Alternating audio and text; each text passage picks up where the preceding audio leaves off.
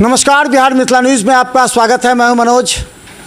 बिहार की राजनीति 2024 को लेकर के किस तरह बढ़ रही है वो आपको हम बताना चाहते हैं, क्योंकि इस बार जो चुनाव है वो समझिए प्रतिष्ठा की लड़ाई नहीं बल्कि इसे जीवन और मौत से भी जोड़कर देख रहे हैं। इंडिया गठबंधन लगातार अपने तमाम गठबंधन साथियों के साथ मिलकर विचार विमर्श कर रही है 40 में कितना सीट, और ये कितना सीट का जो फार्मूला है वो निश्चित तौर पर कुछ और अन्य हैं उनके भी हौसले को बुलंद कर रही है, जिसमें एक हैं मुकेश सहनी, जिन्होंने लगातार अभी संकल्प यात्रा जो निकाला है, और ये संकल्प यात्रा हर जिले से होते हुए दरभंगा कल पहुंचा। लेकिन जहाँ जहाँ से वो गुजर रहे हैं वहाँ अपना टीम, अपना नेटवर्क को तैयार कर रहे हैं। वहाँ बता रहे हैं कि किस तरह गठबंधन होगा और किससे गठबंधन होगा। सवाल ये है, गठबंधन किससे होगा? गठबंधन उससे होगा जो निषादों को आरक्षण देगा। गठबंधन उससे होगा जो मुकेश सहनी की बात को सुनेगा। कल प्रेक्षागृह में जो कार्यक्रम हुआ, एक चीज़ बता दीजिए, गठबंधन लिखा भी हुआ है कि आरक्षण नहीं तो गठबंधन नहीं, और गठबंधन नहीं तो वोट नहीं। तो ये आखिर मुद्दा क्या है?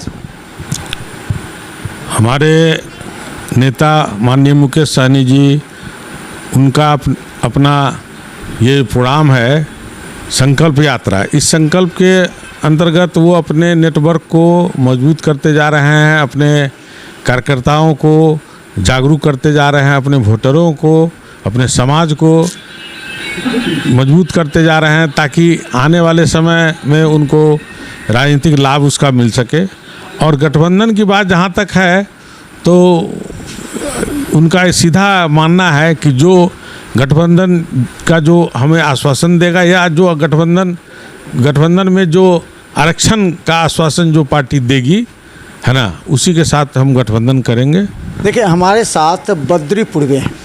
आपको याद होगा कि 2019 में बद्री पूर्वे मधुबनी से अपना भाग्य आजमा चुके हैं। उनमें खट्टा मीठा अनुभव मिला था, लेकिन इस बार फिर चुनाव मैदान में उतरेंगे। उन्हें आश्वासन मिल चुका है कि मधुबनी से चुनाव लड़ेंगे। लेकिन अब सवाल यह है कि किससे चुनाव लड़ेंगे, गठबंधन होगा किससे होगा? ये कुछ बताया है उन्होंने, इशारा दिया कि आखिर गठबंधन होगा तो किससे होगा? गठबंधन की संभावना तो अभी हम लोग व्यक्त नहीं कर सकते हैं, क्योंकि ये हमारे नेताजी का अपना अंदरूनी मामला है। लेकिन ज़्यादा संभावना प्रधानमंत्री जो दिख रहा है उसमें ये लोग जो है सो ज़्यादा प्रधानमंत्री नरेंद्र मोदी जी के ट्विटर अकाउंट को एवं माननीय जो है सो अमित शाह जी के ट्विटर अकाउंट पर जो भी कार्यक्रम होता है उसको डाला जाता है। तो उन्हें ये दिखाया जा रहा है कि हमारा वोटर मजबूत है, जगा हुआ है, एकत्रित होता चला जा रहा है।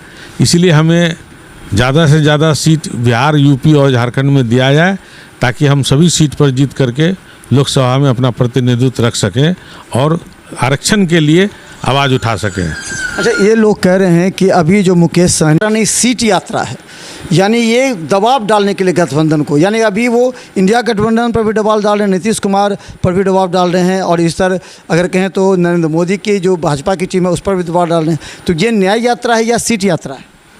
ये बहाना जिसका भी हो, लेकिन इसमें सबसे बड़ा मुद्दा अपने समाज को, निषाद समाज को जगाने के लिए वो एक जो है सो अपना संकल्प यात्रा के रूप में पूरे बिहार में भ्रमण कर रहे हैं। बिहार, यूपी, झारखंड में इनका भ्रमण हो रहा है। 60 जिला में लगभग इनका भ्रमण हुआ है। 100 दिन का कार्यक्रम है।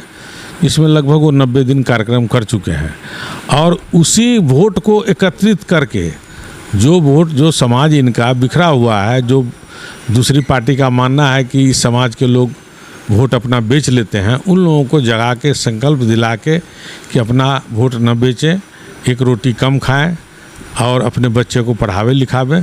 ये सब एक मुद्दा बना करके अपने वोटरों को भी जागृत कर रहे हैं, और उसी के आधार पर जो निषाद समाज की जो उपस्थिति है जनगणना के आधार पर, उसके मुताबिक अपनी हिस्सेदारी सीट के माध्यम से मांग रहे हैं। अच्छा, एक सवाल ये भी होता है कि आखिर मुकेश सहनी लगातार कह रहे हैं कि हम मोदी जी का विरोध कर रहे हैं, कई मुद्दों पर उन्होंने प्लेटफॉर्म पर भी किया। तो कितने सीट ऐसे हैं जिस पर मुकेश सहनी जीत, क्योंकि अभी पूछा गया, इंडिया गठबंधन में पूछा है और भी पूछ रहे हैं कि आप कितने ऐसे सीट हैं जिस पर 100% आपकी दावेदारी और जीत सुनिश्चित होगी, कितनी सीट को बताया जा रहा है अगर किसी भी दल में हो? वो बिहार, झारखंड और यूपी मिला करके 16 सीट का उनका मांग है, और अगर 16 सीट मिलता है उनको तो ये गारंटी है, मैं भी गारंटी दे सकता हूँ कि सभी सीट जो है सो हम लोग विकासशील इंसान पार्टी जीत करके आएगी। अच्छा, आपके बारे में कहा जाता है कि आपको फिर एक बार ग्रीन सिग्नल मिला है कि जाइए मधुबनी से तैयारी कीजिए, तो क्या लगता है कि मधुबनी से तैयारी करेंगे? मधुबनी में फिर चूँकि आप पहले भी वहाँ से लड़ चुके हैं, इस बार भी कुछ करेंगे? हमें पार्टी के शीर्ष नेता माननीय मुकेश सहनी जी के द्वारा आश्वासन मिला है कि आप अपनी तैयारी मधुबनी से करें।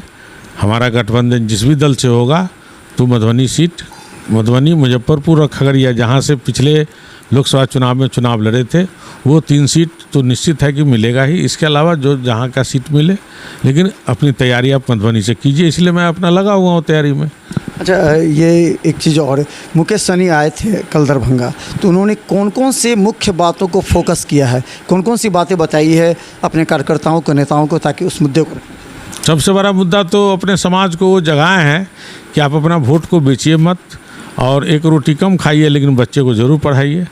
और ये उनकी मांग है सरकार से कि शेड्यूल कास्ट में इनको आरक्षण दिया जाए, जिससे जो है सो हमारे समाज के, निषाद समाज के लोग कलेक्टर, एसपी, एसडीओ, बीडीओ बन सके। इसी के लिए उनका मेन फोकस यही है। अंतिम सवाल, हरीश सहनी को प्रतिपक्ष का नेता बना दिया गया है। मुकेश सहनी के काट के रूप में हरीश सहनी भी घूम रहे हैं सभी जिलों में, गया, औरंगाबाद, जहानाबाद के साथ पूर्णिया, सरसा, सब जगह घूम रहे हैं। तो क्या लगता है कि मुकेश सहनी को खड़ा किया जा रहा है, मुकेश सहनी के सामने हरीश सहनी को खड़ा किया जा रहा है चुनाव के मध्य? अगर गठबंधन नहीं बने तो फिर हरीश सहनी उसके सामने हो, मल्लाहों का नेता, निषाद का नेता हो? हमें तो जहाँ तक अपना अंदाज है कि 2020 के विधानसभा चुनाव के पहले भाई हरीश सहनी जी को आम पब्लिक तो नहीं जानती थी, लेकिन मुकेश सहनी जी ने निषाद समाज के नाते उनको केवटी से टिकट दिया, जो टिकट उन्होंने, वो चुनाव लड़े नहीं और टिकट वापस कर दिए। कुछ लोगों का कहना है कि वो टिकट बेच लिए, लेकिन और उसके बाद ये चुनाव भी नहीं लड़े और भाजपा के साथ अपना कार्यक्रम करते रहे, जबकि उस समय में वो विकासशील इंसान पार्टी ज्वाइन किए थे, तब उनको टिकट दिया गया था। और मुकेश सहनी का जो इतना बड़ा कार्यक्रम जो पूरे बिहार, झारखंड, यूपी में हो रहा है, तो इसकी स्थिति को देखते हुए भाजपा ने ये कदम उठाया कि मुकेश जी के काट के रूप में हरीश सहनी जी को एक ऊंचा पद दिया गया। लेकिन निषाद समाज मुकेश सहनी जी के साथ खुल कर के है और हरीश सहनी जी का कहीं कोई औचित्य नहीं रह गया है। हम बता दें, हरीश सहनी को इसलिए दबाव मुकेश सहनी पर डाला जा रहा है कि देखिए, अगर आप इन एनडीए गठबंधन में नहीं आएंगे तो हरीश सहनी नेता बनेंगे। तो हरीश सहनी को भी प्रोजेक्ट कर रही है कि अगर इस तरह कुछ हुआ तो होगा। क्या लगता है, एक शब्द में बताएं कि कल के कार्यक्रम से आपको क्या मिलता है, क्या करेंगे आप? जी, कल के कार्यक्रम में दरभंगा में देखने को मिला कि निषाद समाज के बीच जो जुनून जज्बा था वो आज देख लिए पूरे दरभंगा जिला के वासियों ने, क्योंकि हमारे दरभंगा जिला में निषाद समाज के कई ऐसे नेता, दिग्गज नेता है, तब पर भी मुकेश सहनी के हाथों को मजबूत करने के लिए निषाद समाज एकजुटता का परिचय दिया। दरभंगा जिला वासियों को हार्दिक बधाई देता हूं। और निषाद समाज के लिए जो खड़े हुए हैं मुकेश सहनी, आरक्षण नहीं तो वोट नहीं, वोट नहीं तो दिल्ली की सरकार नहीं, इस मुहैया पर सभी निषाद एकजुटता के साथ मुकेश सहनी के कंधों को मजबूत करने का काम कर रही है। क्या लगता है कि मुकेश सहनी पिछले लोकसभा में एक भी सीट नहीं जीते, फिर भी उनको विभिन्न दल चाह रहे हैं कि आ जाए, लेकिन उनकी महत्वाकांक्षा इतनी है कि वो सीट कॉम्प्रोमाइज़ नहीं करना चाहते हैं? तो किस परिस्थिति में लगता है कि जिधर मुकेश सहनी जाएंगे उधर आप लोग माइंड मेकअप किए हैं, चाहे बीजेपी के साथ जाएं, चाहे वो इंडिया गठबंधन, जिधर जाएंगे उधर आप लोग जाएंगे? देख लीजिए, जहाँ तक सवाल है मुकेश सहनी जी का और निषाद समाज का, तो निषाद समाज का एक ही मात्र नेता है, वो है मुकेश सहनी जी। और जिधर मुकेश सहनी जी चाहे वो जिस गठबंधन में जाएंगे, उस गठबंधन में पूरे बिहार, यूपी और झारखंड के एक एक सहनी समाज उनके समर्थन में, और जिस गठबंधन में जाएंगे उनको ही वोट देने का काम करेंगे। अगर मुकेश सहनी अकेले भी चुनाव लड़ेंगे तो क्या लगता है कि निषाद समाज सब जाएगा? आपने पिछला देखा कि राजद के साथ उन्होंने चुनाव लड़ा लेकिन उनको फ़ायदा नहीं पहुंचा अधिक। तो क्या लगता है कि कुछ तो सोच रहे होंगे, कुछ तो इशारा दिए होंगे आप लोगों को कि इस तरह तैयारी कीजिए? जी हम लोग बूथ लेवल पे तैयारी कर रहे हैं। एक एक बूथ पर मेरा संगठन बन रहा है और मुकेश सहनी चाहे वो अकेले दम पर भी चुनाव लड़ेंगे तो एक एक सहनी समाज उनको ही वोट देने का काम करेंगे। इधर से उधर टस या मस नहीं होंगे। और सहनी समाज बिहार सरकार पे भी गर्म है कि वो सहनी समाज को 20 भाग में बांटने का काम किए हैं, उनको संख्या बल को घटाने का काम किए हैं, एक एक समाज उसको देखने का काम किया है। दूसरे जाति को तो वो एक जगह जोड़ने का काम किया है, लेकिन निषाद समाज को 20 श्रेणी में जैसे खुलवट में डाल दिए हैं, केवट में डाल दिए हैं, मल्लाह में डाल दिए हैं, बनपर में डाल दिए हैं, तांती में डाल दिए हैं, नाविक में डाल दिए हैं, धनवार में डाल दिए हैं, घटवार में डाल दिए हैं। इसी प्रकार विभिन्न तरह से 20 जगह बांटने का काम किए हैं। और मैं तो दावे के साथ कहता हूं कि पूरे बिहार में आप ऐसा एक भी गांव, ऐसा एक भी टोला बताइए कि जहां सहनी समाज नहीं हो। सहनी समाज हर जगह है, सब जगह है। जाति जनगणना का आप लोग को विरोध है? जाति जनगणना का मैं सिरे खारिज करता हूं, वो गलत है। सिर्फ कोयरी और कुर्मी एवं जादव को आगे बढ़ाने का काम किया है और बाद बाकी सभी जात को, खास करके सहनी समाज को तोड़ने का काम किया, घटाने का काम किया। क्या लगता है कि अब मुकेश सहनी का अगला कदम क्या होगा?